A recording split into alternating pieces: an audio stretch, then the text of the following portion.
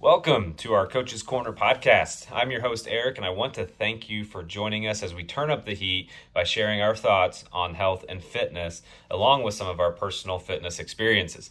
Each episode, we'll be covering a wide variety of topics related to overall health and fitness with a no-fluff, real talk perspective.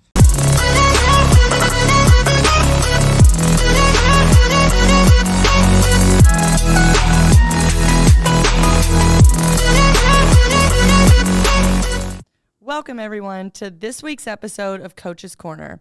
Today, we will be breaking down our final macronutrient of this series, fats. Let's learn about it. I'm your host, Dana, and I also have host Eric and Amy here with me in the studio. Hey. Today, we bring back our special guest, performance manager at Humana, Matt Hands. Welcome, Matt. Glad to be here. All right, we're going to skip the rapid fire today. We've been there, done that. Just a reminder to you guys, Matt's background consists of a bachelor's degree in biology and a master's in exercise physiology. Matt is a certified level 1 nutrition coach through Precision Nutrition and has 7+ years in the fitness industry working at the collegiate level as a strength and conditioning coach. So quite the plethora of knowledge that he has on these topics. So, Matt, just like we started off when we talked about protein in a couple episodes ago, we always like to start here and then kind of branch out as we learn about each macronutrient. So, can you tell us what are fats and how are they used within the body? Yeah, absolutely. Just like we learned in the past with carbs and proteins, fat is made up of smaller subsets, and what those are fatty acids. So, a bunch of fatty acids are going to make up different types of fats within the body. Just like I said with the monosaccharides and carbs and your amino acids and proteins, it's all the same stuff. That fatty acid that is made up of those fats, the structure of that is really what's going to differentiate what that fat is. So you've probably heard unsaturated, saturated. Very, very skimming the surface here. It is the chemical breakdown, the chemical structure. And a lot of times you'll see that is it solid or semi-solid at room temperature? That's saturated fat. Is it liquid at room temperature? Then it's a unsaturated fat. But what, all these things do in the body is most importantly gives us energy, just like carbs do. We get a lot of energy sources, especially at low intensity activities. Think kind of like your NEAT or your daily active living. Like a lot of that's going to be sourced through your fats that you intake. But it also does a lot with our hormones. So it makes or creates and helps balance our hormones throughout the day. Especially if you're pregnant, this is the backbone of your brain, your nervous system, all these things. So it helps. Your brain is made up of majority of fat anyway. So a lot of these things. So your body's constantly making new cells throughout the day, and that's the big piece of that cell is a fat cell. Like that's what that's kind of the initial layer of these layers of fat. So think of every time your body's making a new cell within your body, it's using fat to help build that cell. So there's a lot of things going on, but full circle gives you energy, helps balance and make your hormones, helps with the immune system. A little caveat there. And Helps keep your body warm, protects your organs. Yeah, there's a lot of things. Stuff. I feel like you can go on and on, but I feel like when everybody hears fat, you just think, Bad.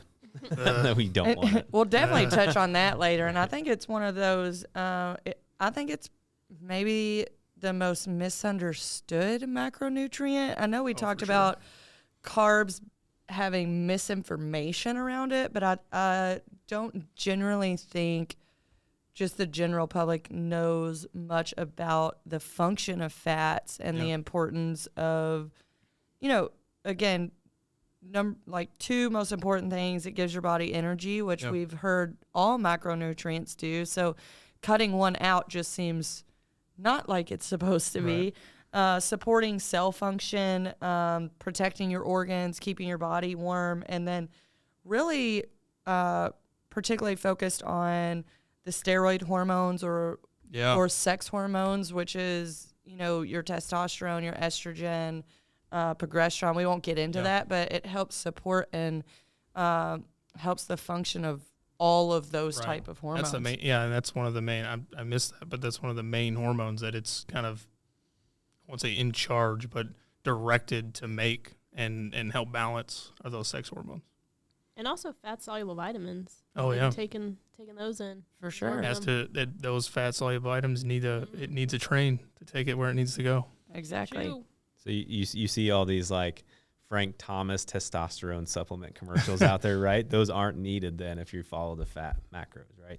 Yeah, I think with all supplements, they're just used to supplement. If you can, the hard part is balancing the diet right. It's hard to get. It's not as easy as it looks. Yeah. I think especially us, we all talk tongue in cheek, about nutrition and things that we've done because we've probably been plugging and chugging at this at 8, 7, 9, 10, 12 years, depending on how long, some maybe more than that.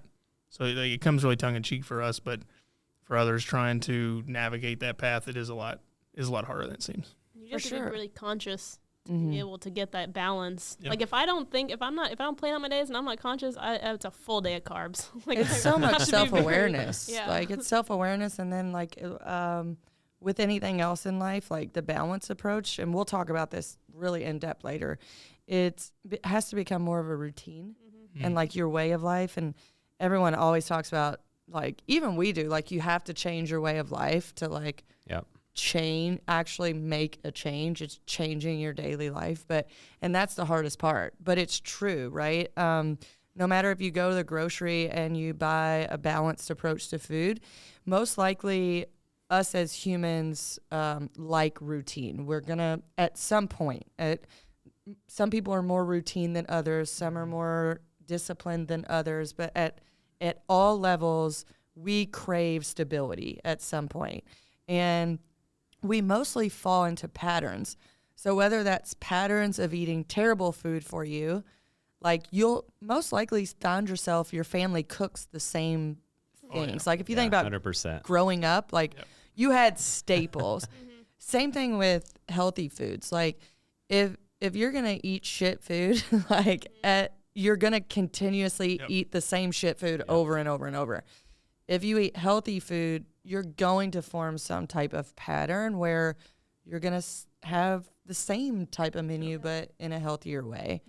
But that's hard to transition from A to B.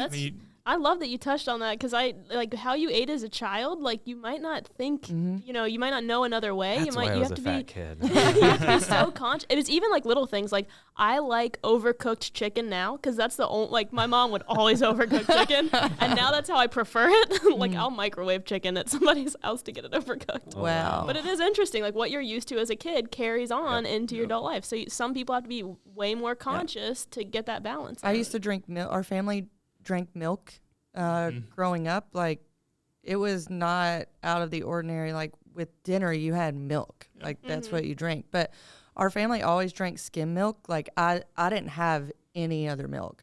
I don't really drink milk now. I drink almond milk, but I don't know what like full fat milk tastes like because I've just never had it. So it's probably way better and it doesn't taste as watered down, but I was so used to skim milk, like that was the natural for my family.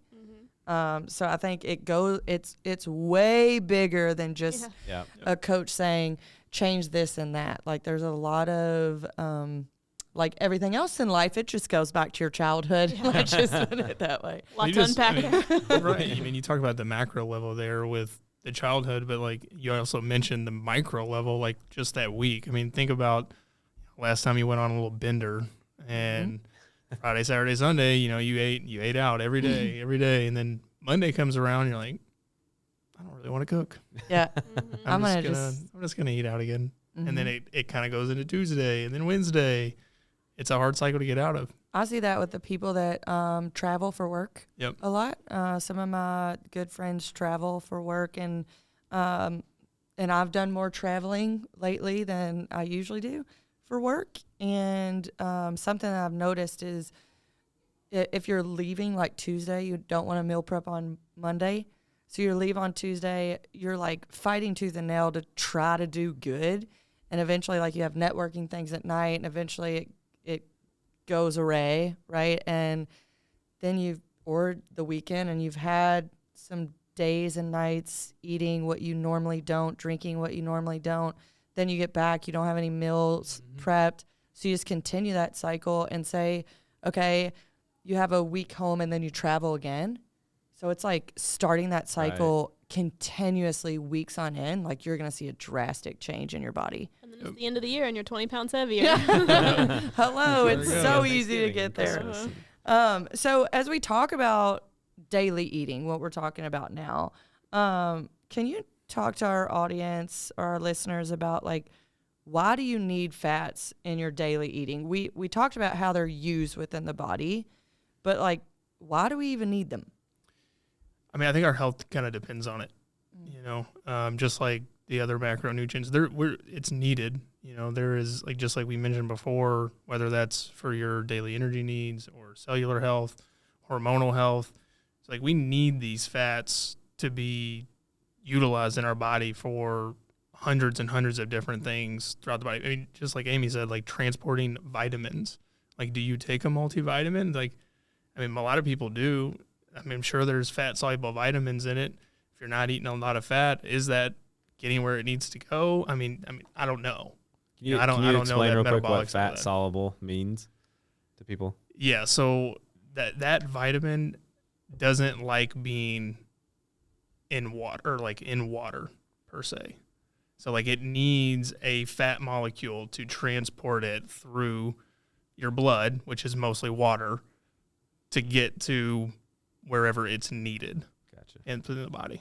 Did you know your biology background was about to just come out right here? Like, It always does. It does. I feel does. like he has a deeper understanding from a molecular level Yep. than most would. So All my teachers would be so proud. they would. You're making them A+. super proud right now. But I want to touch on something that we touched on earlier about the negative connotation wrapped around the word fats. So we've talked about in our series, there's 3 major macronutrients. There's also micronutrients, and there's also other macronutrients that could be considered, such as water could be one. But there's 3 main ones, and it's protein, carbs, fats. So now we're on fats. And like carbs, I also feel like fats in a dietary world gets a negative type of reference when talking about a macronutrient. So why do you think that is, and why do us as the general population associate negativity with the word fats when actually referring to a macronutrient? I think it's really easy to take what we see on a day-to-day basis, or what we saw growing up. Think of, like, when maybe the average listener, 1970s, late 1970s, early 80s. Super popular, early 90s. Yeah. Yeah. Early. I mean, this could be your parents. All they saw was this big push from a marketing perspective: low fat diet, low fat diet, low fat diet. All the things they were looking at the grocery store were, when they see it, low fat. We had the reduced fat Cheez-Its for days. Everything's Now I like the reduced fat Cheez-Its Exactly. better. And it's like, you just constantly see that, and it's like, well, fat must be bad. If it has to be reduced in all these products, it has to be bad, right? It was always the biggest Yeah. thing you saw on the outside of the branding. Fat free. Exactly. And then the other part And of that's that good for is- you. It's fat free. Right. Yeah, it's fat free, but we That don't. Now it says Twinkie is light. good for you. It is Yeah. fat They don't free. say that they replace all the fat with With sugar. sugar. Yeah. Exactly. And then, like, what kind of fat is in that? That goes to another place. But, so you look at it from that perspective, and I think people are more and more, like, see how powerful marketing is, and then you look at it from just the word itself and how it's overly used in a derogatory way. Like, that person is, you're fat, you're out of shape. I kind of used it referencing Yeah. myself as a kid. A fat not kid. even Not even thinking about it. about it, Yeah. but you immediately tagged the word fat to this negative emotion. So every time you see fat, you're like, oh, that's bad. Yeah, you never Fat hear, bad. oh, girl, you looking fat today. Like, PH. Not with a PH. PH. Right. Thick. Now it's thick. Now it's thick. Yeah. Thick's good. Two But C's. that's so dead on, and like even a bigger outlook or takeaway that you can pull from what we just talked about is that's like that with most nutrition in the U.S. is that we're taught to, or now we take things at face value. If we see it on the box, that must be it. Right. Instead of going a little bit deeper and starting to analyze what is actually happening and thinking about or trying to learn more about the nutrients and the diet and the facts instead of just thinking like this box says fat-free, it's Cheez-Its, it's still processed, like it's still not like it's still not giving you any nutritional value. However, I'll say they're delicious. Yeah. But it's still not like, so at some point we stop thinking about things ourselves and working through that to think about the bigger picture, and we're focusing on what we're being told is good or bad. Right. And I think that hit home. It started, and a lot of this, I want to touch on this really briefly. A lot of this is how research evolves. Yep. So Right. it's how research was what they were researching at the time in the 70s and 80s, and then marketing took a hold of it in the late 80s, early 90s, and it boomed. That was research from one side. Yep. Like, you know, back then it was like, don't eat the egg yolk. We'll get to that later. Oh my Like, gosh. don't eat the egg yolk. Only eat egg whites because the yellow is bad. I guarantee you, like, if we go ask our parents or they may still think that. Oh, I thought the egg yolk was bad. And it was so publicized in one specific research when you have to think in what context was it being researched. And then you got to look at who was Funding pushing it. that. Yeah. Like, Right. who was pushing that? Who was funding that? And I mean, you can get down the rabbit hole on some Yeah, of that. But for sure. from a pushing standpoint, a lot of your doctors were they were reading this research and saying, oh, okay, well, fat must be the culprit. We need to put everybody on low-fat diets. And so, you know, as a normal, you know, human being, you're like, you lean to trust your doctor. Sure. Like you're the Absolutely. expert. You're Right. the doctor.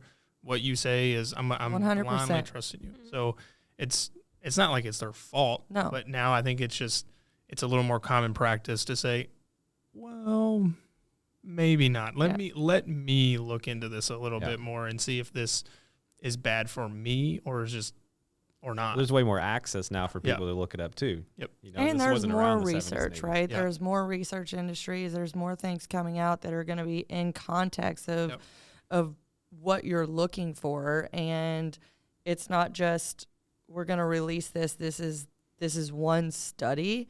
There's much larger studies now and more studies and more findings in the world of nutrition that can be used as a dietary guide for that. It's interesting how things change too, because there was such that flip, and then it was like fat keto diets, like, Right. and so it's like, what? Not saying that's right either, but it's just like, wow, how things flip. But that's so much of the culprit of the general population being so confused on what is good and what is bad. Like, it's literally not their fault. It's pushed in every direction, and it's like, okay, what do I believe? Right. How do I find out what is right? And it's like you have somebody saying the low fat diet is the way to go. You have people saying high fat diet is the way to go. So it's like there's so much information. It's like, what is right? What is wrong? I would say to you, if you're listening, is what can you maintain for the long haul? Yep. What is maintainable for you as a lifestyle? Yep. Not that's going to drop you 20 pounds in 2 weeks. That's great, but that's going to come back. It don't just stay away. Right. I mean, the nail on the head. I mean, lifestyle. Like, don't call it the keto diet. Call it the keto lifestyle. Yeah. Don't call it the vegetarian diet. It's a vegetarian lifestyle. It's something that you like. If you don't think you can do It's this not the a rest of your temporary life, thing. like, don't do it. For sure. So we talked about talked a lot about, like, we talked about the negative impact. We talked about why we need daily fats. Like, but I want to break this down really even further to explain, like, what type of foods consist mainly of fats. I know we have from animals, animal meats, we get a lot of fats, from plants, from seeds. Can you break down, like, specifics on what types of food consist mainly of fats? Yeah, we'll start with animals. So with like animal fats, you can get just plain animal fat from like lard, which is pork fat, or beef that tallow. Lard. Lard. Another word, negative connotation. Negative connotation, very much. And then you have like beef tallow, that's the fat from cows, ruminant animals such as bison, deer, things like that. Then you have like, you can get duck fat, chicken, there's skin from chicken. And then you kind of move down the list. We go into like dairy. So kind of coming from that animal product where you have butter, ghee, and I mean butter, not margarine. Two very big.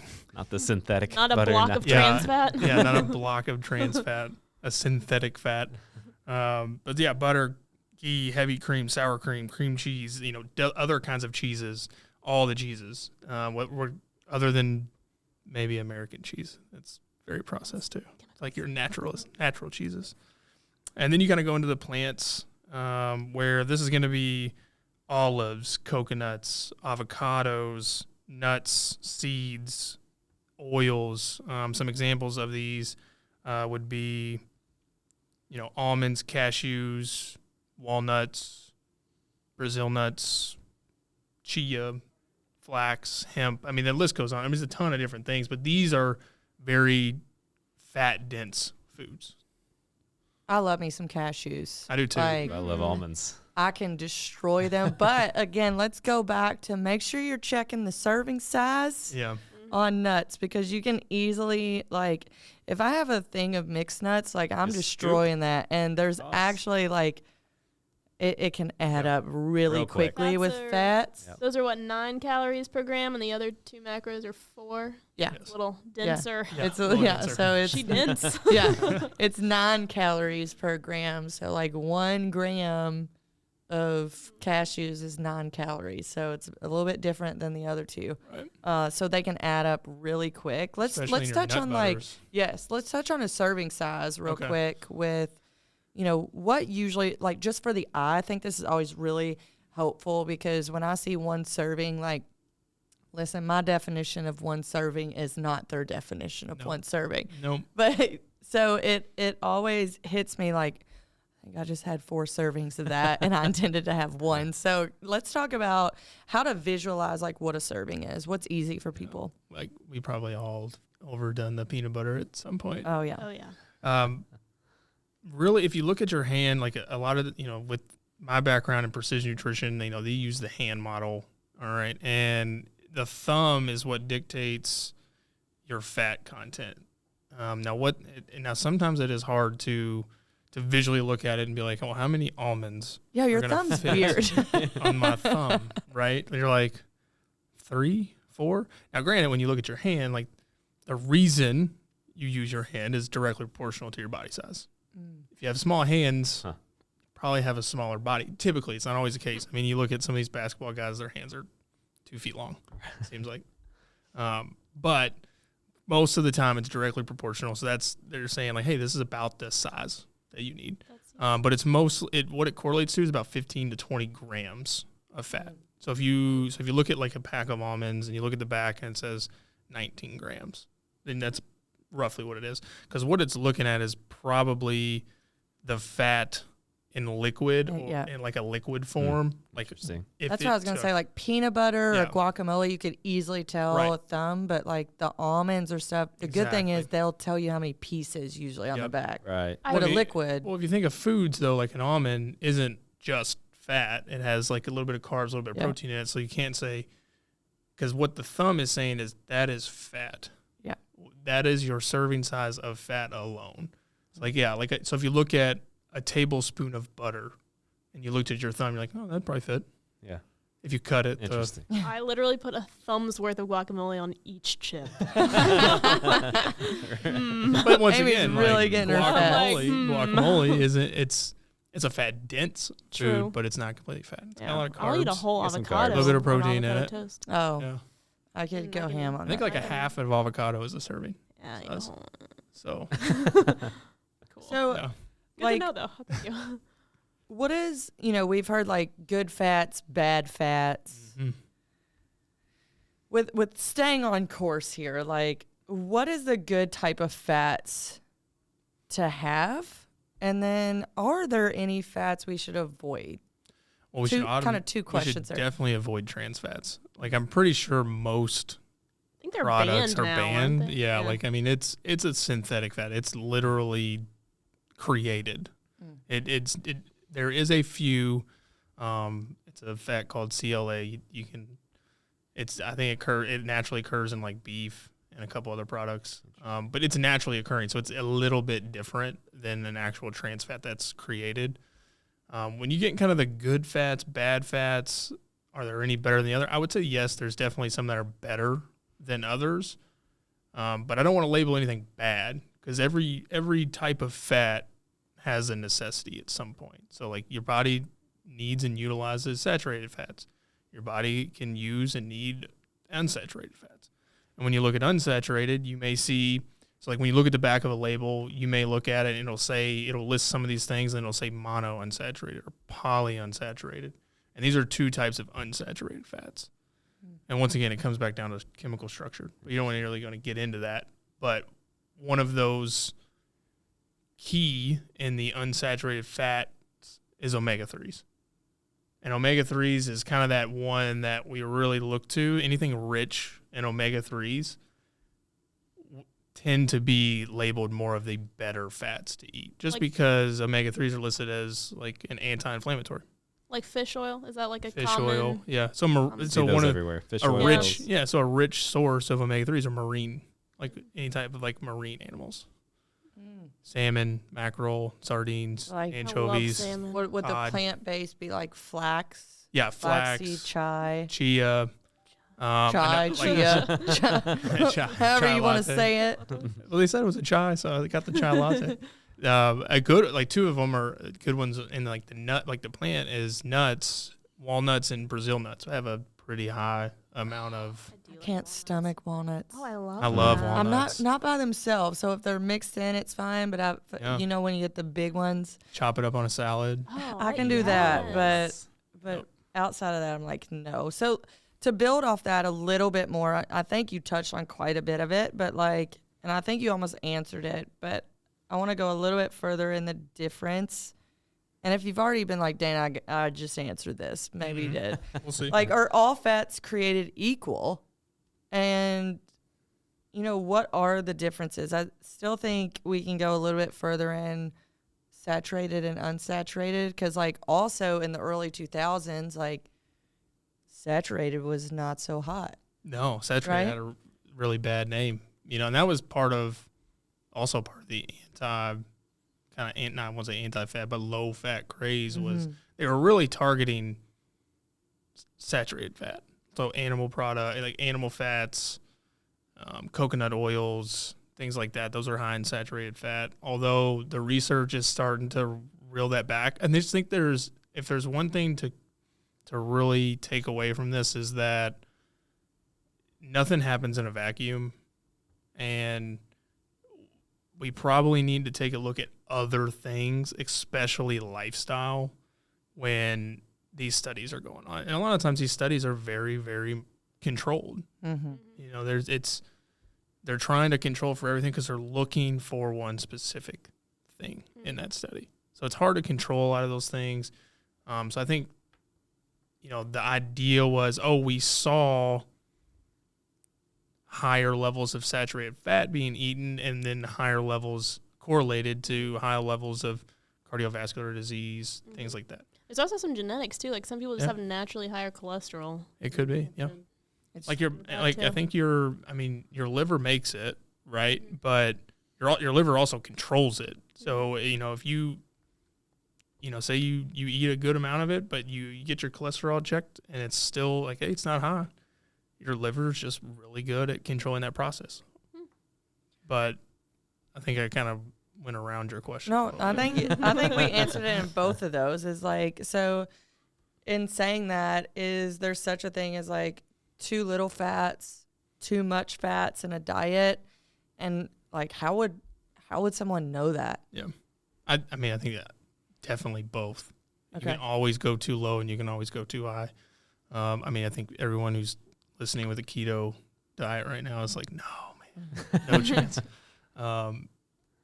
A very low diet, I think, is listed as like 10% of your daily caloric value coming from fat. I think that's honestly almost a little too low. Yeah. I think 10% Oh my is God. like, Start losing some hair. yeah, like Your skin, and yeah, that's what we you talked about. Like, you literally just hit me Yeah. on the head. Like, say you try it. All right, I won't. I'll always tell people, you can try it. Do it Sure. for 2 weeks. See how you feel. Okay, Check do with it your for doctor first. yeah. Obviously, check with your doctor, physician. But yeah, try it. I mean, if you think that's the way to go, but then check in with yourself. Like, don't just blindly start doing it, and then guess what? Yeah. I feel like my hair's getting thin and brittle, and or that's my going to take a skin- little bit longer. Yeah, Like, you're going to have to give yourself some time, but like we talked about earlier, like it's fat is supporting cells. yeah, Your skin and it supports your organs. Your skin is one of the largest organs. So at some point, if fats are incredibly low, which I think 10% is Very low. extremely low, Yep. then check your skin, check your hair. How's that looking? Yeah. Like, what's that look like? Are you irrational? Yeah. Are you quick to get a little uneasy? Like, what's your like? How do you feel emotionally? I think it's another one to look at. Is like, what are my emotions? How am I feeling emotionally? Just because your hormones play such a big role in your emotions, and what you eat can drive that. So we might be getting to this, but so 10% is really low. What's like a balanced percentage? I think 35%, where I think the range is like 25. A good range is Yep. like 25 to 40. yeah, I think 40 is a little high in my Yeah. opinion. I say once you get to 50 plus, that's when you're starting to get more into like the low carb area. Yeah. So like, I'll answer this. I like to think of it. So I always prioritize protein. I think that's the one that you can always start with and get a good solid answer and say, hey, I know this is good. Even if I just 1 gram per pound of body weight, boom, that's my calories for that. And then you take carbs and fats and you just split it down the middle. And there's your balance approach. And then I like think of kind of like a DJ, and then it has his little knobs. Oh, that's a perfect. that. Right. That's a perfect analogy. So you just turn up and turn down Yeah. depending on. So like if the DJ, he's checking the crowd out, he's got to turn things up and down to see how they're feeling. The same things with your body. Your body's going to react to that. Turn the Super fat good down, analogy. turn the carbs up. I love that. How do you That's feel? so good. And you manipulate it. And, I hate to say it, but I had a very similar conversation not too long ago, and it was like, do you remember quadratic equations when you were in I don't want to. I don't want to.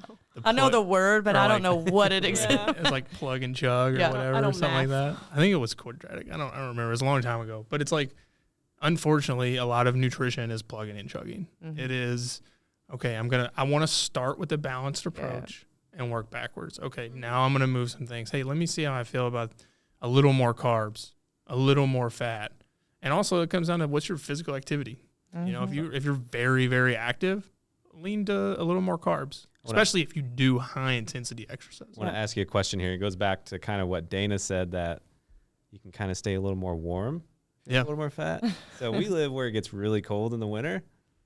It doesn't get really cold here. Should you do like the grizzly bear mentality and just kind of load up on Hulk. fats in the wintertime? Coming from I mean, we Floridian don't over here. we don't want you to True. like. I mean, you're It's gonna cold. feel a little It gets bit cold. warmer, but there's always a Right, coat, right. right? We want Yeah. health first, and then Not a body coat. get you a not- coat. Yeah. I would say that would be good intentions, bad results.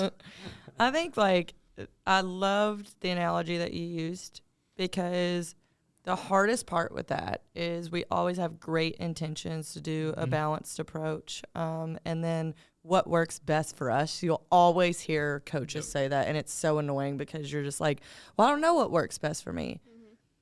I'm sorry to tell you, that's up to you. Yep. Like, and that's the hardest part to know, is that it takes time, and it takes a lot of patience, and it takes a lot of self-analyzing and self-awareness. And a lot of times we don't want to devote that time to figuring it out. And I'll be real with you guys, as I usually am, is like, that's what it takes. Because Matt said, like, how do you know if you're supposed to turn up or turn down the knob?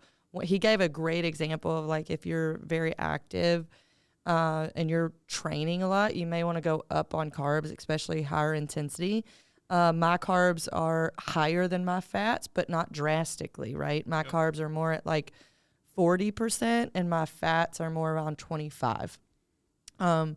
Again, that's 13 years of turning the dial. I've been DJing it up, y'all. It's like remixes now. Yes, I've had a remix a time or two, and it's figuring out like where I feel my best is more of like, I know where to tweak some things if I want to look a little bit different, but where I feel my best is usually that. And there's been times where I've even talked to Matt where like I feel like I'm a little too low on fats because I have trouble hitting them in my diet. It's just not something that's super easy for me to hit. So I prefer to have it a little on the lower end, but I'll tell you, like, I've never went below 25. Yeah. I get a little nervous too. Yeah, I just think it's when you'll start to see some hormonal dysfunctions, and your body's just not getting the things that it needs. But, you know, to your point, you have to look at your nutrition kind of like a crock pot meal. All right. You know, when you put everything in, it's better when it takes longer, right? Like if you only have it, you know, you do the quick 4 hours, that's good. But it's nothing's better than it's not a slow cook. Nothing's better than, 8, 10 hour, 10, 12 hours. You know, you have to look at it like that. Like I'm trying to make lifestyle changes that are going to be to make me either age gracefully, stay active for my kids, whatever that may be, your grandkids. Like you have to look at it in the long term. Like I know it's easy to get myopic and be like, okay, I know I got to lose these 20 pounds and I got to do it in 2 months. How long did it take you to gain that 20 pounds? Right. Probably at least 5 years 5 or years? more. Yeah. Maybe 10. Right. Like So you it's just didn't go like Nope. 20 pounds like that. There were some aggressive Yeah. things happening if you did. I mean, for example, like it could have easily happened in COVID. Yep. A lot of people Drastic gained changes, 20 yeah. pounds, but like look at the drastic lifestyle change that happened, like boom, Yep. overnight. Like you're used to being in the office and having to park at a garage and walk 4 blocks back. You have to get up, go to the bathroom. You get up, go get lunch. You get up, go to meetings. Mm-hmm. Literally, when you're at home, I had 3 steps to the bathroom. Yep. Like I went from 15,000 steps a day on average to maybe 3,000 if I wasn't like cognizant of it. Sometimes Like I would sit up in bed and turn on my computer. that is like a drastic impact Right. that was happening. And also like you were going through some huge mental stresses, huge. So like that very well could have happened during COVID. Usually that takes longer to happen because your lifestyle isn't drastically being impacted like we went through during that time. But what most people don't understand is like also fats are really easy to like quickly get up there because a lot of people are eating processed foods. So what happens, why things are so delicious when we go out to eat a lot of times is because the oils That is cooked in. that it's cooked in. And so touch on that a little bit about the fat intake. Like one way literally to increase your fat intake is to increase like adding olive oils and things like that to your food. But think about that when we eat out, it's not just olive oil. So can you touch on what that looks like from how quickly fats can add up when we go out to eat? Yeah, it's like you mentioned. I mean, they're very dense. They're very calorie dense. So it's easy to overeat, especially when it's hidden in things we're not really sure. Like you said, like when you go out to eat, you're your chicken that you get, it says it's grilled chicken, but it may be grilled in Basted in butter. yeah. Swimming in Well, I butter. wouldn't even. It's probably not even butter. It's No. probably like some type of seed oil or like a Sesame oil or Yeah, like some a type. I mean, that's not even a bad oil, but safflower oil, cottonseed oil, usually those corn- are cheaper corn too. oil. Yeah, So if Like they're all cooking your- in bulk, like Yeah. all your fries that are out in and I wherever you love go, French fries. they're all fried in some type of corn oil. And I think a lot of things are starting to come back around. Like maybe these processed seed oils aren't as good as we thought. So you'll start to see like cold pressed and all these different words attached to these seed oils because they're trying to reduce the oxidation process of some of those oils because they get rancid and then it kind of acts like a trans fat in your body, even though Interesting. it's considered polyunsaturated, monounsaturated, which are good for you. But when it is treated in a certain way, which it is in the production processing, because it's a processed oil, it can get rancid. I mean, your olive oil can get rancid. Just sitting, if you sit it, that's why normally they put them in these like dark bottles. You don't want to get a lot of sunlight to it. It can get rancid. So like, and even that too, you have to take a look where you buy your oil. Sometimes these companies will put like olive oil mayo, but then you flip the back over and you look at it and it'll say cottonseed oil with avocado oil. It's like, it's Ways of not marketing. Yeah, some of that it's not filler, even- some of the yeah, fillers. it's Makes in you not- there. feel good. Right. probably using more of the cheaper Yep. option than the avocado oil or olive oil or whatever. Noticed it may honey's starting to do that too. be. Yeah. It's not just raw honey; it has some of the And other it's like syrups in juices it. too. Like you get like a Yeah. cranberry juice and it's like mostly apple juice. Yeah, You're like, mostly, yeah. okay. Right. Great. I think it's just being cautious of that. So as we wrap up this series in like the last 5 minutes here, we've talked about proteins in depth. We've talked about carbohydrates in depth. We've talked about fats in depth. Like, how would you bring this full circle and talk to our listeners about, we've talked a ton about balance, but like, how do you truly do that? Like, if I'm a person that's like, I need to lose weight. Like, I want to eat better in today's society. Fast pace.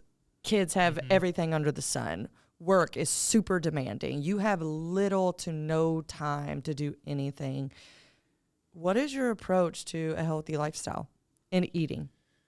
I think it's never to get too much on one side. Like, don't get too far in the, like, I'm going high fat, I'm going low fat, I'm going high carb, low carb. Don't get too far into the outsides. Excessive of everything is Right. like what we see in Right. life. We Yep. like, it's usually not very good, even if it's a good thing in And like, And sometimes excess. it's trendy. yeah. I feel like our society pushes us to the edges too. Yeah. You're either left, or you're right. You're carb heavy, you're fat Yep. heavy. You're Exactly. So everything. like it ends up being somewhat trendy. right. Let's Oh, just I'm a- cruise in the I'm a- middle, people. Right. Yeah, I'm a low fatter or I'm keto Right, and right. keto's better Yeah. because it worked for me. Well, it may work for you, but it might not work for everyone. Right. So number one, like, find that balance. Make sure you're getting just a diverse set of proteins, fats, carbs, like trying to keep it fresh, Minimally processed. minimally processed as possible. I know you're probably thinking, well, that means I got to go to the grocery more often. Well, I mean, and that happens. Maybe you do find some better frozen options, maybe organic Bird's Eye has like a Steam in a bag. steam in a bag thing and things like that.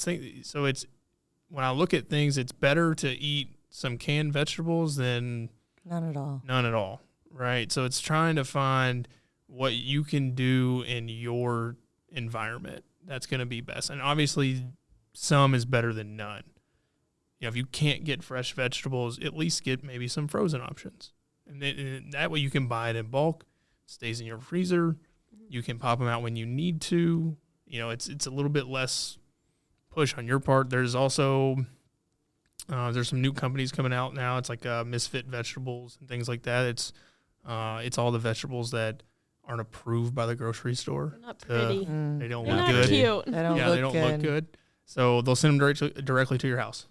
You know, They that's come down another our option. street Very every cool. day. It's a little cheaper. Yep, I do want that's- to do that. I've looked into that. Yeah, so that's an option, especially for trying to improve, some of those things. And then you can make your own frozen vegetables. You can chop those up so they're like, oh, well, it's going to go bad. I know this happens to me all the time. You go to the store, you're like, we're going to eat more vegetables. You buy all these fresh vegetables. A week later, you're throwing them all away because you're like, well, And I hate doing that. It makes me gets feel under me. so Yeah. bad. So chop them up, put them in the freezer. You can use them. You can, I want to say juice them. You can use like a food processor, process them up. Don't underestimate how much stuff you can hide in a smoothie too. You can hide a lot in there. We talked about that 100%. last time. Yeah. I would say almost like one thing is just to recognize, like maybe set the expectation that it's not going to be easy at Oh. first. Mm-hmm. It's going to be somewhat of a challenge, and it could be downright hard initially. It's going to be work. But everything you do in life that you don't know anything about or it's new, it is hard at some point. It is uncomfortable at some point. But as we continuously do it and we get better at it and we get more comfortable, it gets easier and easier and easier. Same thing with nutrition. It will get easier. You will learn what you like. You will learn what you don't like. You will learn what works for you and your family. But no, like week 2 is not going to be as exciting as week 1. Week 3 may downright suck. But at some point, it will become like the new normal. And I hate that new word. I hate that. I hate that phrase because of COVID. So let's take that back. But like, it will become more comfortable for you, and get a little bit easier over time. So that's where I would say to start is like a little bit of a mindset shift. Also, in eating, like, yes, eating better and balanced, but also portion sizes. I feel like if someone is not used to tracking or not used to seeing a portion, that could be very eye-opening how, like, what an actual portion size looks like. But I think that's also important, too. I started the whole macro process almost 30 days ago now, and I had to literally print something out, put it on my fridge that showed this is a carb, this is a fat, this is a protein. I had an idea, but I had no real clear How's identity. it been going for you? It's great. So I'm down probably 18 pounds. Heck yeah. Wow. All right. Shoot. This was since December, so not since I've started macros. Fantastic. But I feel better. I feel way better. That's I knew awesome. I could see it in your face. I did too. Saying that I did today. too. Well, guys, I think this has been one of the best series that we've run. Thank you all for joining. If this is your first episode and you're tuning in to listen to our talk about the macronutrient fats, take a listen back to our series with proteins and carbs to gain some more insight on our macronutrient series. And join us in 2 weeks as we come back around and we're going to talk about strength training just a little bit more. Nice. So, Matt, thank you. It was fantastic. And thank you all for listening. Thanks, See ya. guys. Thanks. Thanks.